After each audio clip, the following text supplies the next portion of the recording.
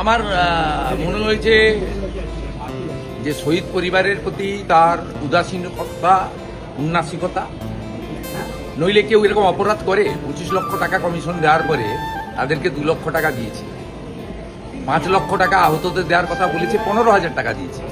আপনি ভাবতে পারেন যার উপরে দাঁড়িয়ে বাৎসরিক ডিম্বাদ উৎসবে পরিণত করেছে, সেই যারা আত্মবলিদান দিলেন তাদের প্রতি এই অবিচার, তাও একটা কমিশনের রেকমেন্ডেশন, এটা ছাড়া আপনি কি বলবেন? তো অপরাধ।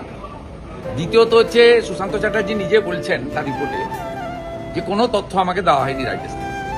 আমি যদি মুখ্যমন্ত্রী হয়ে বিগত সরকারের সব তথ্যের কাস্টোডিয়ান, আমি যে কেউ আরটিআইয়ের মধ্যে দিয়ে চাইলে পেতে পারে, আমরা মনে করলে প্রকাশ করতে পারি, কোনো হাইকোর্ট সুপ্রিম কোর্ট যদি তদন্ত করে রিপোর্ট চায় আমি দিতে বাধ্য, যদি খুঁজে না পাওয়া যায় তৎকালীন যে দায়িত্বে ছিল তার বিরুদ্ধে এফআইআর করতে আমি বাধ্য। কোনো তথ্য কাগজই দেয়নি এবং সবচেয়ে বড় উইটনেস হিসেবে দাবি করেন প্রাক্তন মুখ্যমন্ত্রী মমতা ব্যানার্জি, তিনি নিজে সাক্ষ্য দিতে চাননি। তাকে তো কমিশনে যাওয়ার দরকার ছিল না। বুদ্ধবাবুকে যেমন প্রশ্ন পাঠিয়েছিল তাকে প্রশ্ন পাঠাতে উত্তর দিয়ে দিতেন, ভার্চুয়ালি কমিশনকে তিনি উত্তর দিতে পারতেন। তিনি নিজে অ্যাপিয়ার হননি।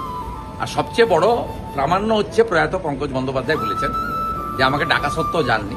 44 জন সাক্ষী গেছেন, একজন সাক্ষী ডিক্লাইন করেছেন যে আমি যাব না, কারণ আমি জানি এই কমিশন তৎকালীন স্বরাষ্ট্র সচিব এবং পুলিশের কিছু আধিকারিককে বাঁচানোর জন্য কাজ করছে। না, জনসমক্ষে তো এইভাবে হয় না। যারা বিধায়করা জানতে চাইবেন তারা করবেন।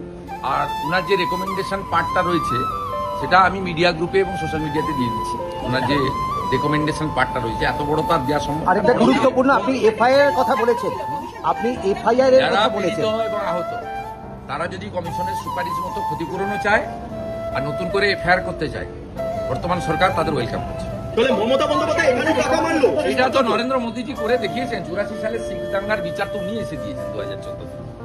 এটা তো নীতিশ কুমারজি করে দেখিয়েছেন। 96 সালে ভাগলপুর দাঙ্গা তো নীতিশ কুমারজি মুখ্যমন্ত্রী হওয়ার পরে দোষীরা সাজা পেয়েছে।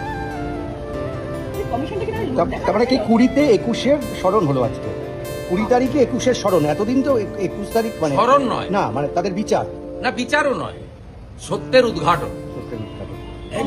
সব সময় বলে না সত্য অমর, সত্যের কোনো ক্ষয় নাই, সত্য চিরন্তন, সেই সত্যকে চাপাও দেওয়া যায় না। আজকে সত্যের উন্মোচন। বলছি তাহলে মমতা বন্দ্যোপাধ্যায় এখান দিয়েও টাকা মারলেন শেষ পর্যন্ত, মানে এটাও বাকি ছিল? এটা আমার মুখ থেকে না বলে, যে 12 জন চিহ্নিত হয়েছে, শনাক্ত হয়েছে, একটা দুটো বডি মনে শনাক্ত হয়নি, তাদের পরিবারের কাছ থেকে জানলেই ভালো যদি তারা বলতে চান।